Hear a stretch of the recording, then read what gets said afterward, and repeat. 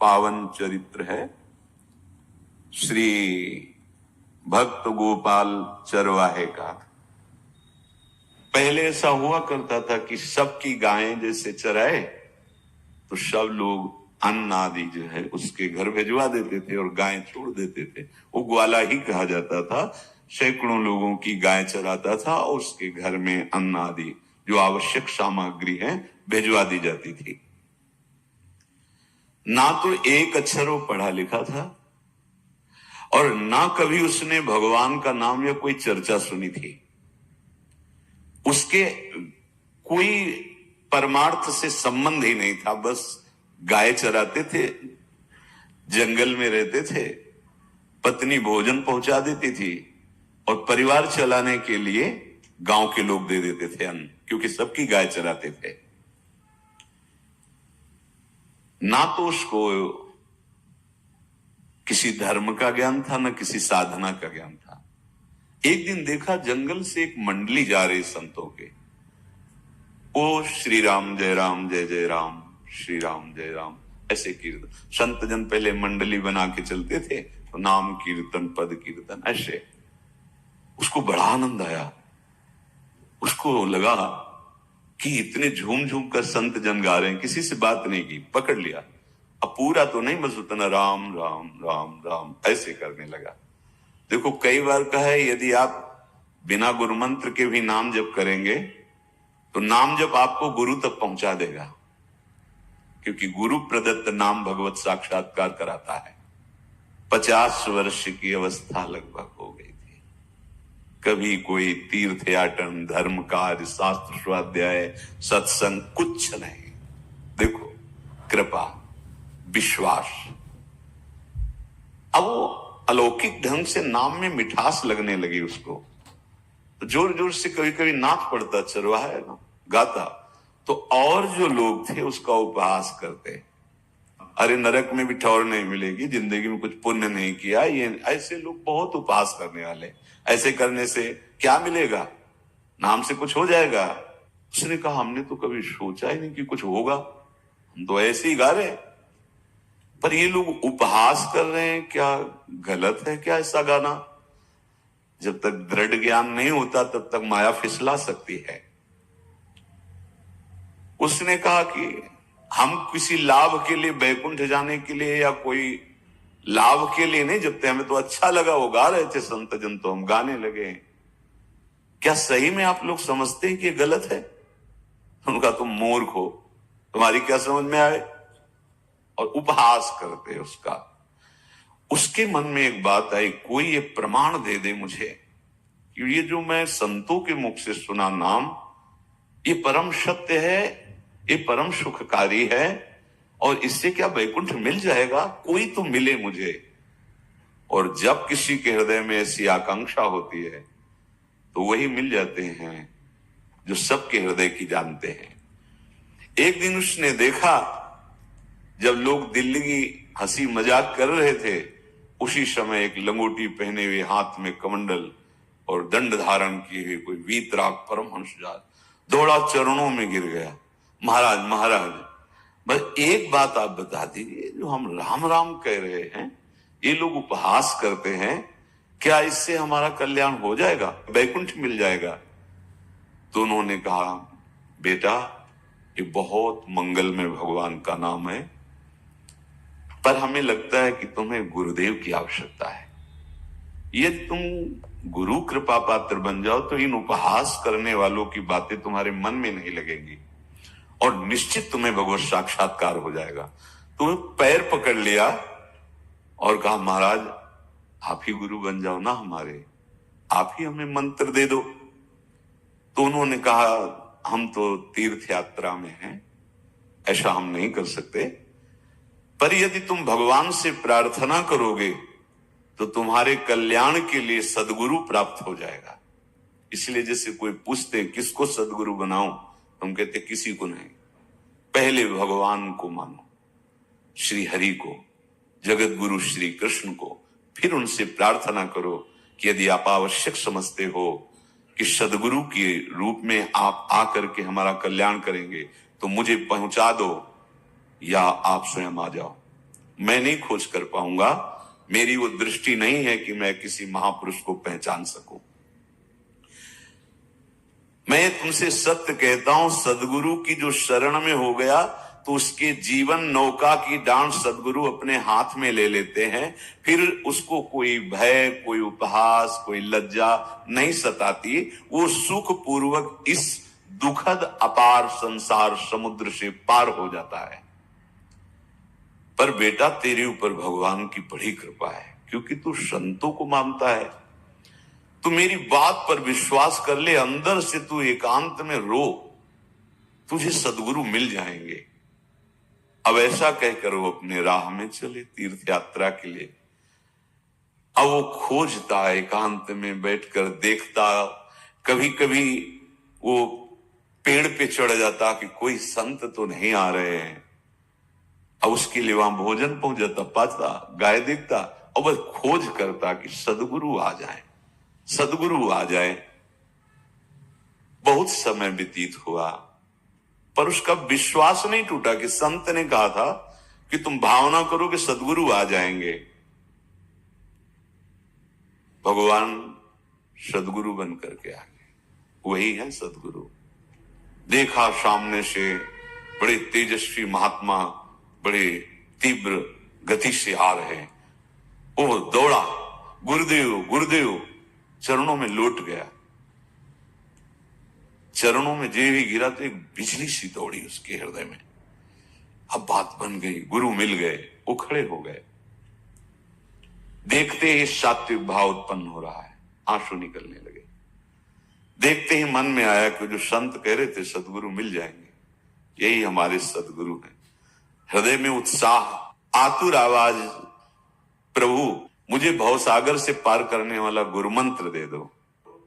ऐसे थोड़ी दीक्षा दी जाती कि गली चलते दी जाए। दूंगा, जा पहले स्नान करके आ, फिर एकांत स्थान में बैठेंगे, फिर तेरे को उपदेश देंगे। बोला महाराज, मैं जंगली आदमी हूं, गाय चराता हूं, हमारा घर बार से कोई आना जाना नहीं, यही भोजन आ जाता है। संत ने कहा अच्छा स्नान करो। स्नान करके आए। एक पेड़ के नीचे, भाई मैं तुझे कुछ नियम दूंगा, कुछ शर्त। तो महाराज गंवार आदमी, ना हम आपका कोई नियम पालन कर पाएंगे, ना कोई व्रत पालन कर पाएंगे, ना कोई साधना कर पाएंगे। आप देख लो हमारी हालत। 50 साल का हूं, पढ़ा लिखा बिल्कुल नहीं, कोई धर्म कर्म नहीं जानता, गाय चराता हूं। मुझसे बहुत बातें नहीं सदेंगी। अगर एक कोई बात बता दो तो प्रण करता हूं जिंदगी में प्राण त्याग सकता हूं, पर एक बात, कोई एक नियम कोई दे दो। हमें बहुत नियम तो नहीं समझ में आएंगे, एक कोई बात बता दो कि ऐसा कर लेना और मंत्र जपना, तो हम प्राण त्याग सकते, पर आपकी आज्ञा उल्लंघन पर बहुत हम बातें नहीं मान पाएंगे, क्योंकि हमारे इतना ज्ञान नहीं है। गोपाल के वचन सुन करके बहुत प्रसन्न हुए संत भगवान। एक नियम तुझे देता हूं, हमारे आराध्य देव श्री कृष्ण हैं, गोविंद हैं।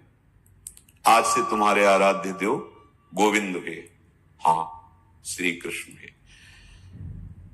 बिना उनको पवाए तुम्हें पाना नहीं है, बस यही तुम्हारे लिए नियम है।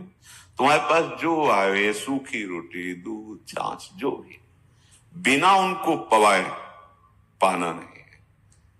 सीधा सरल आदमी।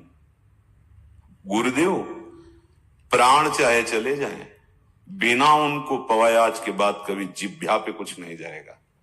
ऐसा गुरुजन आदेश करते हैं वैष्णव मार्ग के पथिकों को कि जल भी बिना अर्पित किए मत पियो। अगर आप बिना अर्पित किए पीते हैं तो आपकी बुद्धि में इष्ट देव के प्रति ममत्व तो नहीं आ पाएगा, नहीं आ पाएगा। अब तो गोपाल नाच पड़ा कि गुरु मिल गए, गुरु मंत्र मिल गए और इष्ट का पहचान मिल गई। उसी समय घर से भोजन आया, वही कभी चटनी रोटी, ऐसे ही बैठा एकांत वृक्ष के नीचे। आओ गोविंद, भोग पाओ। अब गोपाल विचार में लगा कि आ तो रहे हैं ही नहीं, और गुरुजी ने कहा बिना पवाए पाना नहीं। पूरा दिन व्यतीत हो गया। गुरुजी कह रहे थे घट घट में विराजमान भगवान है, तो कहीं से भी प्रकट हो सकते हैं। तो अंदर मंत्र जपता हो, कहता आओ भगवान पाओ आके, नहीं आए। महाराज हमारे गुरुदेव ने आपका ध्यान जो बताया था वैसे ही आओ, आप पाओ आकर के।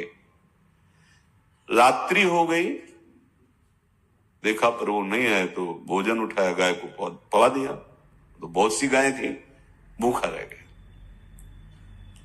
दूसरे दिन फिर भोजन आया, एक पत्ता टोरा, जल से छिड़का पत्ते पर और भोजन रखा, भगवान को फिर पुकारा, आओ प्रभु। गुरुदेव ने आज्ञा की, बिना आपको पवाए हम अपनी जबान में नहीं रख सकते।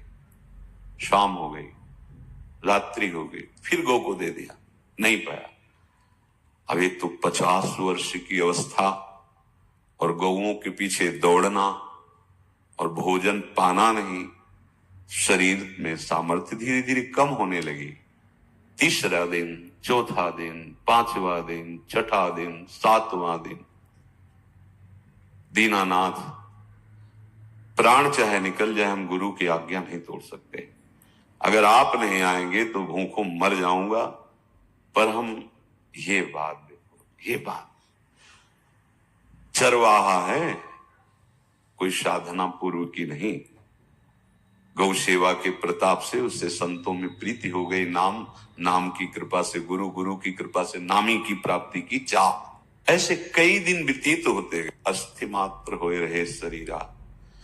पूछते कि क्या बात है, भोजन तो हम रोज लाते हैं, आप रोज लेते हैं, क्या पाते नहीं?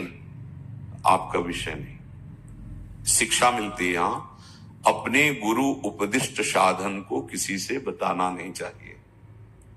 गुरु उपदिष्ट साधन जब तक सिद्धावस्था ना पहुंच जाए तब तक गुप्त रखा जाता है। जो जैसे आप सत्संग सुन रहे हो, इसमें कोई वचन आपको लगा, पकड़ लिया, अब वो जीवन में तभी बोलना है जब उसका प्रभाव हमारे जीवन में आ जाए। नहीं ऐसे नहीं बोलना, नहीं तो निकल जाएगा। और अगर रोक लिया तो मंथन करेगा अंदर और आपको उसमें स्थित कर देगा। एक भी शब्द नहीं बताया कि हमारी गुरु दीक्षा हो गई, गुरु जी ने कहा था पवा के पाना, और इतने दिन हो गए भगवान तो आ नहीं रहे, इसीलिए हम पा नहीं रहे, तो हमारी ये दशा है। देखो आज का समय ऐसा है कि प्रगट में सब इंद्रियों के पोषण की व्यवस्थाएं भगवान दी, चाहे गृहस्थ हो चाहे विरक्त हो, लेकिन क्या हमारे अंदर निष्ठा है ऐसी?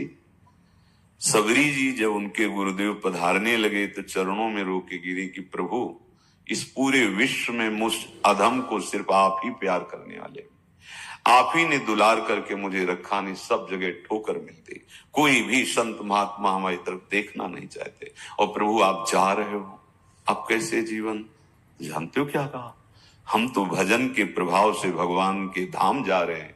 बेटा भगवान स्वयं चलकर तुम्हारे पास आएंगे। सबरी जी बहुत वर्षों तक कभी गुरु के वचनों पर अविश्वास नहीं हुआ, क्यों कहते थे भगवान आएंगे, रोज पावड़े डालती हूँ, सोहनी लगा के जल छिड़कती हूँ, रोज पे लगता है। फुसला तो नहीं दिया गुरु जी ने, नहीं, गुरु के वचन भगवान आएंगे। शायद ऐसा वर्णन की शास्त्र हजार वर्ष सोचो जरा, और भगवान आए और सबरी को निहाल किया। ऐसे हो गुरुदेव ने कहा है भगवान आए, जब तक वो ना पाएंगे तब तक हमने कहा है कि, और उनका उद्देश्य अलग था कहने का कि आप भगवान को भोग लगा के पाइएगा और भजन कीजिएगा तो मंत्र के प्रभाव से तुम्हारे मानस पटल पर भगवान दिखने लगेंगे। ऐसा होता है, पर वो सीधा आदमी सीधा समझा, जब तक भगवान नहीं पाएंगे तब तक हमें नहीं पाना। 18 दिन बीत गए, कुछ ना खाना ना पीना। गोविंद भी देखते हैं, बाल भक्त ओम प्रकाश जी महाराज यही अपने चामुंडा के पास से उधर, बहुत नामनिष्ठ महात्मा, बाल भक्तों में बहुत ही मानो प्रहलाद जी ही हैं। जैसे प्रहलाद जी नामनिष्ठ भगवान निष्ठ, घट घट में भगवान को देखने वाले, ऐसे श्री ओम प्रकाश जी बाल भक्त। बड़े बड़े महापुरुष गए, हरि बाबा, उड़िया बाबा, सब बस वो यही कहते कि ये श्री कृष्ण का आदेश है। फिर शायद 50 के भी ऊपर दिन गए थे, है ऐसे 70 दिन तक उस महापुरुष ने कुछ नहीं खाया, सशरीर अंतर्ध्यान हुए। आज समाधि उनकी बनी। हे, जब महत्व भगवान का जग जाता है तो शरीर का महत्व नहीं। अच्छा, प्राणनाथ जब प्राणों का पोषण कर रहे हैं तो अन्न में भी तो प्राणनाथ की हिस्स दी हुई शक्ति है, तो बिना अन्न के भी उनका पोषण हो रहा है। पर ये भागवती का आदेश से, मनमानी करने से नहीं। मनमानी करने में फिर मार्ग रुक जाएगा। भगवान आदेश करते हैं अपनी वाणी से, युक्ताहार विहार से, उचित आहार विहार, वो तो भगवद आदेश होता है। 18 दिन बीत गए। 19वें दिन जब भोजन आया, पेट के आते सब सिकुड़ गई थी। वैसे ही 50 वर्ष के थे, आंखें धस गई थी, उठने की ताकत नहीं। पत्नी ने फिर कहा कि आप कुछ तो बताइए कि क्या आपको कोई रोग हो रहा है? आप भोजन नहीं पा रहे, मैं रुक जाऊं यहीं आपकी सेवा के लिए, या आप घर चलिए? कोई उत्तर नहीं। आप जाइए, हम ठीक हैं। ऐसा फिर धीरे से पत्ता लाए, छिड़का भगवान और पाव आकर के। शाम हो गई, फिर गाय को दे दिया। विचार कर लिया कि अब मरना ही है। मुझे जैसे अधम के पास भगवान तो आएंगे नहीं, वो तो भगवान है, पर मैं अपने गुरु के वचन नहीं तोड़ सकता, मर चाहे जाऊं। 27 दिन व्यतीत हो गए, एक कवल भी अन्न नहीं पाया। न चलने की शक्ति थी, न पत्ता लाने की शक्ति थी, न जल छिड़कने की शक्ति थी। जिस पात्र में भोजन लाई थी, लेटे ही लेटे खोला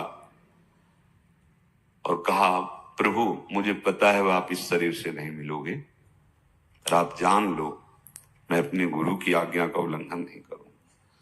ये मतलब जितने महान हुए हैं सब निष्ठाओं में निष्ठावान हुए हैं। अपने लोग फिसड्डी हैं, जरा सा कोई दुख, जरा सा कोई सुख, फिसल जाते हैं। प्राण अनंत जन्मों की बिगड़ी 27 दिन क्या होते हैं? क्या होते 27 दिन? अनंत जन्मों का जमा कूड़ा करकट भगवान साफ कर रहे हैं। ये जो तन्मयता, गुरु निष्ठा, जो प्राण भूख से व्याकुल, सब भस्म हो रहे हैं पाप अनंत जन्मों के। अनंत जन्मों, जैसे हम सोचे कि भगवान इतने निर्दयी कैसे हैं? नहीं निर्दयी। आत्मा को कुछ फर्क नहीं पड़ता, और शरीर ने जो किए हैं जन्म जन्मांतरों के, वो निष्ठा के कारण दुख नहीं पहुंचेगा। निष्ठावान को दुख नहीं पहुंचता, वो आपको दिखाई देगा दूर से, उसको दुख नहीं पहुंचता, क्योंकि निष्ठा का कवच है, वो कभी कोई भेद नहीं सकता। किसी भी माया के यंत्र में ताकत नहीं कि निष्ठा को भेद सके, उसी को निष्ठा कहते हैं, नहीं भेद पाए। 27वां दिन है। पति की दशा देख करके कहा, स्वामी अब तो आप कहोगे भी तो मैं नहीं जाऊंगी। अब आपकी दशा, इशारे से कहा आज भर चली जा, क्योंकि उसको लग रहा था आज प्राण निकल जाएंगे। आज भर चली जा, फिर कल से जैसी तेरी आज चली जा। इशारे से, बोलने की भी सामर्थ्य नहीं थी। गोपाल के आंसुओं की धारा चल रही, पड़े पड़े धीरे से खोला जो भोग है, और अंतस्थल, आज बोल भी नहीं पा रहे, अंतस्थल से कह रहे, प्रभु अब चाहे आके पालो या लिवा जाके पवा देना, देख लो आप, आखिरी है, आके पालो या लिवा जाना, अपने यहां पवाना, क्योंकि हमारे यहां तो पाए नहीं आप। बड़े प्रेम से अंदर से आवाज आएगी, गोपाल। आंख खुली, क्योंकि बोलने की हिम्मत ने, ये अंदर से प्रार्थना की थी, गोपाल वो अमृतमय। गुरुदेव ने कहा था कि उनकी वाणी से अमृत बरसता है। एकदम आंख खुला, देखा वही पीतांबर, वैसे मोर मुकुट, वही मुरली, वही करधनी, वैसे नूपुर, वैसे ललित त्रिभंगी। गुरुदेव ने जैसा वर्णन किया था वैसा ही सुंदर रूप गोपाल के सामने। प्रभु मुखमंडल की मनोहरता देखकर निहाल हो गए। ये निहाल कर देंगे। थोड़ी पीड़ा सहना सीखो, सहत सहत बाढ़े भगति, ग्रह तन गुरु हितगार, ग्रह तन गुरु हितगार, हार अपनी करिमा। सेवक जी कह रहे हैं, देखो गृह तन गुरु हित गार हार अपनी कर, तन मन प्राण गुरु वचनों पर न्यौछावर, जो भी सहना पड़े सहूंगा। मिल गए प्रभु, प्रभु दूर नहीं है। प्रिया प्रीतम बहुत कृपालु हैं। मानो करोड़ करोड़ काम की सौंदर्यता को हे करते हुए प्रभु के लावण्य का प्रकाश हो रहा है। मनहारिणी मुरली जैसे कहा था अधरों में वैसे अधरों में विराजमान। अच्छा, खास बात ये, ना कोई गाय देख पा रहे, नहीं कोई और चरवाहा देख पा रहा है। ये भगवान, जैसे इस सभा में किसी से बात करें भगवान, किसी से मिले तो पास बैठा व्यक्ति भी नहीं देख पाएगा, ना जान पाएगा, क्योंकि प्राकृतिक इंद्रियां, प्राकृतिक शरीर, और वो चिदानंद में, वो तो जिसको दर्शन देंगे तो पहले दृष्टि प्रदान करते हैं। भगवान जिससे मिलते हैं पहले दृष्टि प्रदान करते हैं, तो गुरु रूप से दृष्टि प्रदान। ये जो अंतर में पुकारा ना, वो अंतर दृष्टि खुल गई, सामने देखा। इतना सुंदर विश्व मोहिनी भगवान श्री हरि का ललित त्रिभंगी रूप कि गोपाल की आंखें नहीं टिकी।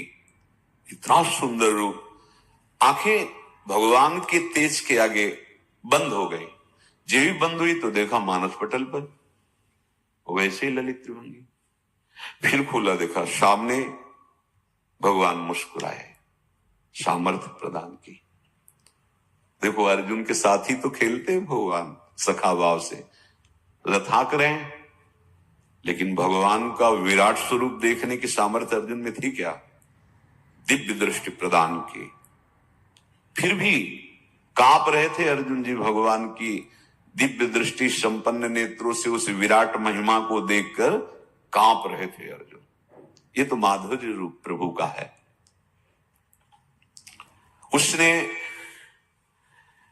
मानो इशारा किया प्रभु को कि हमारी सामर्थ्य में मैं शकील कर आ जाऊं, नजदीक आप आ जाओ। आ गए, अपना माथा प्रभु के चरणों में रखा, आंसुओं से भगवान के चरणों का प्रक्षालन कर रहा। देखो गांव का गाय चराने वाला ग्वारा, जिसको कोई धर्म कर्म का ज्ञान नहीं, कोई भक्ति का ज्ञान नहीं, कोई शास्त्र का ज्ञान नहीं, भगवान ने फिर उसको उठाया और अपने हृदय, ज्यों हृदय से लगाया, हष्ट पुष्ट स्वस्थ सब, अंतर बाहर पूर्ण, कोई पीड़ा नहीं, कोई दुख नहीं, बिल्कुल तेजस्वी स्वरूप। भगवान की स्पर्श की महान सामर्थ्य है। बाली ने बहुत मारा ना सुग्रीव को, तो कर प्रसाद सुग्रीव शरीरा, जे इस पर सारी पीड़ा गई। भगवान अमृत सावी है, भगवान दिव्य चिदानंद भाव देने वाले हैं। अब तो सुरमुनि वांछित प्रभु की छाती से लपटा है। ये ऐसा ना सोचो कि कहानियां हैं, ऐसा नहीं। ये सत्य विषय आप भी प्राप्त कर सकते हैं, इसी के लिए रोज सत्संग होता है। जो भगवान से लिपट कर छाती में अश्रु की बूंदे, तो भगवान ये था माम प्रपद्यन्ते, भगवान की अश्रुबूंदों से गोपाल का अभिषेक हो रहा है। मानो सुदामा मिलन हो रहा है जैसे। भगवान को दैन्य बहुत प्रिय है। तभी भाई जी महाराज कहते हैं पद में कि बुद्धिहीन बना दो हे भगवान, हमें बुद्धिहीन बना दो। ये जो बहुत बुद्धि चलती है ना, इसके लिए दौड़ भाग है। नहीं, सीधे प्रभु हमारे हैं, हम प्रभु के हैं। नाम जप आश्रय भगवत प्राप्ति निश्चित। भगवान बोले, प्यारे गोपाल अब तो रो मत, देख मैं तेरे प्रेम में पगी हुई ये जो सूखी रोटियां हैं अभी पाता हूं। और भगवान बैठ गए और उसके घर की जो रोटी थी उसे, देखो मुझे त्रिभुवन का कोई भी भोग प्रसन्न नहीं कर सकता गोपाल, मुझे त्रिभुवन का कोई भोग प्रसन्न नहीं कर सकता। इस बात को समझो। जिनको ये भ्रम हो कि हम अधर्म से कमा के 56 भोग लगा के प्रभु को प्रसन्न कर लेंगे, तो ये बात सुनो। कह रहे मुझे त्रिभुवन का कोई भोग प्रसन्न नहीं कर सकता, मैं ऐसे ही अन्न की चाह रखता हूं। भगवान के वचन, जैसे दुर्योधन का महल का सब वैभव त्याग के, स्वागत ठुकरा के और विदुरानी जी के हाथ का छिलका पाया। मैं ऐसे ही अन्न की चाह रखता हूं, भगवान कहते हैं, बलिहारी है। कभी प्यार से एकांत में रो के इनको पवाना सीखो। भले आप इतनी कटोरी में सब्जी, 2 रोटी, और अगर दैन्य भाव से कि नाथ कहां आप और कहां, कैसे आपको पवाएगा, जो छवि है ना, पंखा करते जाओ ऐसे बीच बीच में, जल पिला, देखो ना, ये था माम प्रपद्यन्ते तास्तते भजम। आप जैसा मानोगे वैसा ही वो व्यवहार करेंगे, पक्का समझ लो। गोपाल जो सच्चे हृदय से मुझे पुकारता है, मैं अवश्य उसको मिलता हूं। जो प्रेम पूर्वक मुझे पवाता है, मैं अवश्य उसका पाता हूं। पत्रम पुष्पम फलम तोयम ये में भक्त्या, भक्ति पूर्वक जो पवाया। भक्ति पूर्वक का मतलब दैन्य। अभक्त में अहंकार होता है, देखो ये किया मैंने, वो भगवान स्वीकार नहीं करते। वो आपका शुभ कर्म बन सकता है, अब वो भी धर्म से कमाई की है तो, पर भगवान की प्रसन्नता का हेतु होगा दैन्य। जहां भी देखो, हमारे स्वामी को जहां भी देखो दैन्य में बिके हुए पाए गए, दैन्य में। और ये दैन्य किसी बाजार में नहीं मिलती, ये दैन्यता बनावटी नहीं होती, ये वस्तुता हृदय की होती, भगवत प्रदत्ति होती है। पर जो संत सदगुरुदेव की आज्ञा का अक्षरशः पालन करे तो इस दैन्य का निश्चित प्रादुर्भाव हो जाएगा, अहंकार गलित हो जाएगा। वत्स, मैं किसी भी वस्तु का कभी भूखा नहीं हूं। मानो गोपाल के बहाने से हमको समझा रहे हैं क्या चाहिए भगवान को, क्या चाहिए। कुछ भी कर लो, माना कि तुम तात्कालिक वर्तमान दुख को मिटा सकते हो, तात्कालिक, लेकिन संपूर्ण दुखों को मिटाने के लिए हरिनाम गरज रहा है, राधा नाम गरज रहा है। आपसे प्रार्थना है, समझो इस बात को। कलयुग केवल नाम आधारा। देखो, सुन के राम राम शुरू किया, मिल गए सिद्ध सदगुरुदेव, दे दिया मंत्र, बता दी निष्ठा, और मिल गए भगवान। और भगवान कह रहे हैं अब तेरे जीवन में कभी दुख का लेस नहीं रहेगा, तू अब घर जा, अब किसी की गाय चराने की जरूरत नहीं है, कुल परंपरागत तेरे लक्ष्मी बढ़ती रहेगी, तुझे कुछ करने की जरूरत नहीं। देखो, बड़े बड़े सोने के पहाड़ किसी सुनार ने बनाए क्या? प्रभु ने तो बनाया। भगवान हंसते हंसते समझ ही नहीं पाए और अंतर्धान हो गए।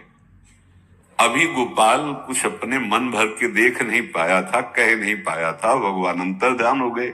अब तो चिल्ला चिल्ला के रोने लगा और विवश होके आंख मूंदी तो देखा उसके मानस पटल पर छाए। अब तो राजी हो गया कि ये मेरे प्रभु ऐसी जगह विराजमान हो गए, कोई देख नहीं पाएगा, हम रोज बात करेंगे, रोज दर्शन करेंगे। नारायण या गौर श्याम को हृदय निकुंज बसइए। तो इसलिए धैर्य धारण करके, कितना भी कष्ट हो, अब पीछे मत हटो, फिसलो मत। माया अपने पार्षदों को भेजेगी। प्रभु का चिंतन छूटे वो कुछ भी स्वीकार नहीं। प्रभु का चिंतन होते हुए जो हो रहा है उनका सृष्टि का कार्य है, जो जो जिसको सेवा दे हो रहा है।